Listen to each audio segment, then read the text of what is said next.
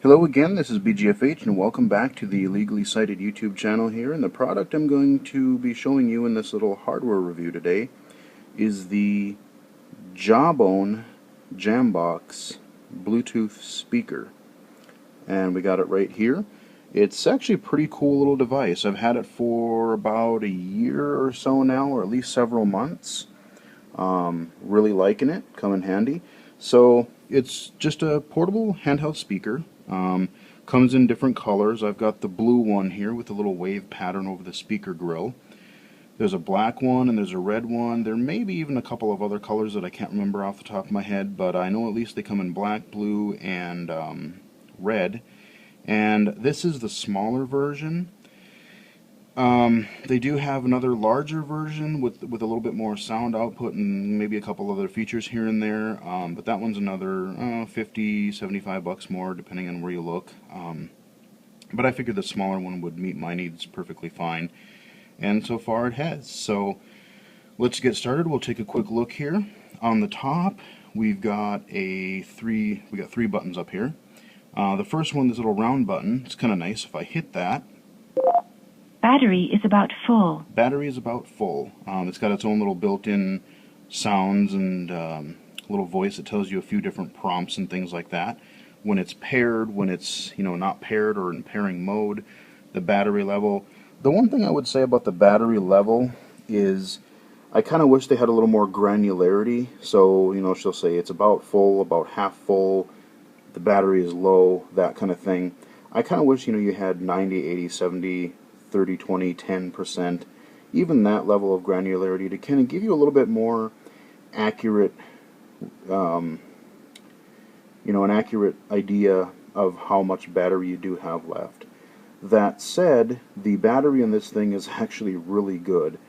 I've used it, pretty much all day before. You could use it through a full 8-hour work session, no problem, if you wanted to have background tunes, going. I've used it, on the weekend just around the apartment and use it outside, and I've probably used it for between 10 and 15 hours, probably closer to 15 hours before needing an actual charge. The battery life on it is very good. Then you have your minus and your plus buttons, which for visually impaired users, everything is really nice and tactile on it. So you've got the round button here with the divot on it. You've got your dash, you've got your little plus thing, and you can really easily feel them. So, that's just another nice touch. You can really quickly tell what things are without even, really looking things up much. So then on the side, you've got a couple more options. You've got your power button. You just flick it up to turn it on. Flick it up and hold it for a second or two, and you'll put it in pairing mode. Really easy to pair. I've paired it with my phone, my iPad, that kind of thing. We'll get to that in a little bit. In the middle, you've got your 3.5-inch jack. So if you're using any kind of legacy devices or things that don't use Bluetooth, or you don't want to use Bluetooth, you can. It comes with a little cord, which I'll just show you, in a minute. So that works really nicely, and I do have a use for that, which I'll tell it now. Basically what I've done is in another video, I'm trying to figure out exactly how I'm going to shoot that video, but I did purchase this cool little, like, a little bigger than a thumb drive amp that I can use for my guitar. So when I travel home, I can take my guitar, that thing, and this little speaker, boom, or a pair of headphones, and boom, I've got a little amp that actually works really cool. So hopefully look forward to that in a future video. But there's that, and then we've got our micro USB port on the bottom here. Like I said in my last review for that Airband headset, I really wish they didn't use their own little round proprietary adapter there. Instead, we've got a standard micro USB here, so whether I'm at the office or at home, I can usually find a cord pretty quickly to get this baby charged up. And that's it. I mean, that's really all you have. You got the speaker, you got the controls on the top, and a couple things on the side, and nothing really on the bottom or the other side. It's a really solid design too. I mean, it's pretty, it's not cheaply made.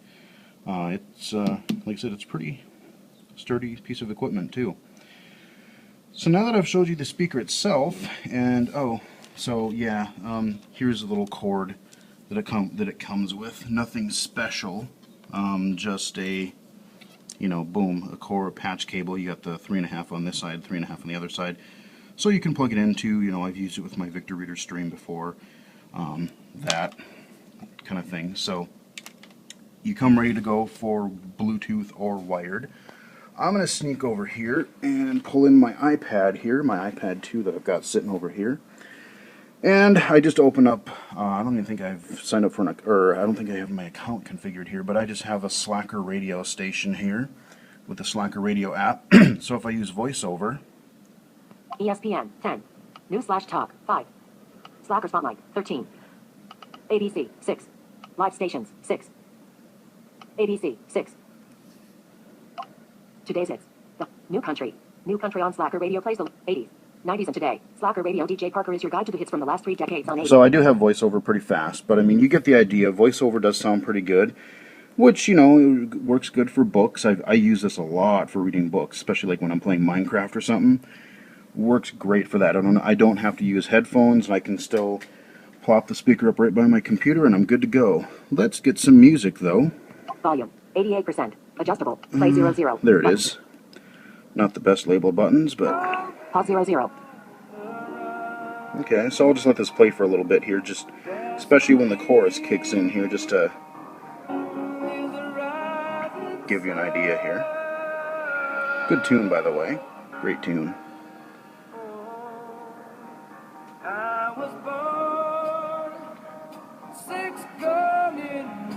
And you get a pretty good volume level. I mean, for a tiny little speaker like this that I can hold in my hand.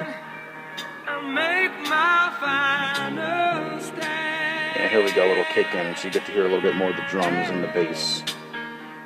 You know, not the deepest sound you're going to get, but it sounds good.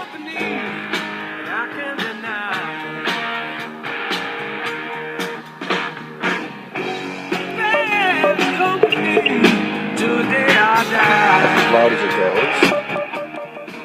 goes. So you do get that, you know, like I said, with the voices and stuff, even when you hit the buttons, you do get some, you know, audible feedback. So like I said, it's especially helpful if you're trying to figure things out. If you're a visually impaired user, I'm going to pause this again. Pause 00. Button. Play Even 00. though I like that song, I'd like to continue. But you get the idea. One of the nice things that I almost forgot to cover here is if you do have it connected to like a smartphone or an iPad, if I go up to my status bar up here... Pause 00. Didn't mean to do Play that. 00. I meant to tap it and not double tap. 11% battery power. Status bar item. Ooh, my iPad needs charging. Swipe down with 3 fingers to reveal the notifications. I'm going to flick left. Come on. Help button. Button. 11% battery power. Classic rock. Doesn't it? 11% battery. 11% battery power. Status bar item. Play button station album. Button. It's not on my phone. Slacker. Double tap to... Come on. Is it the... Hold on a minute.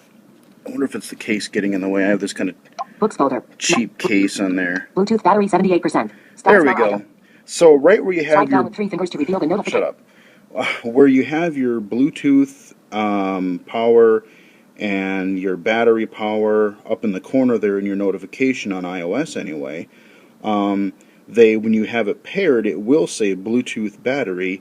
So even though the speaker doesn't tell you, if you are using it with like a smartphone or a tablet, which probably in a lot of cases you are, the nice thing is you will get that granularity that I kind of complained about earlier. So 78%, I've got a good, I could probably use this for the rest of the day and not have a problem. So that is, I'll put my iPad back over here to wrap things up. Pull back my speaker here. That is the Jawbone JAMBOX Bluetooth speaker. Not bad. I really do kind of like it. It's a little expensive, I think. Average price I've seen it for is about $150 for the small one. I think it's like $200 or so for the larger one. Occasionally, like when I got this, I got it a little bit cheaper. I found it on sale.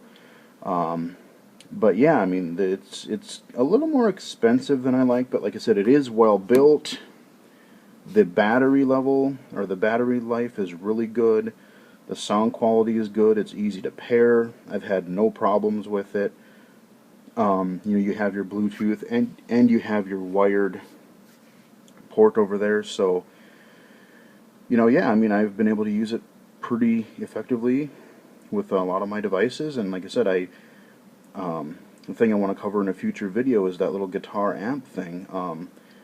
I brought it home when I went to Thanksgiving to see my parents last year, and brought the little adapter home, brought this home, that little patch cord, and boom, I had a little amp. So I didn't have to carry a whole bunch of equipment with me.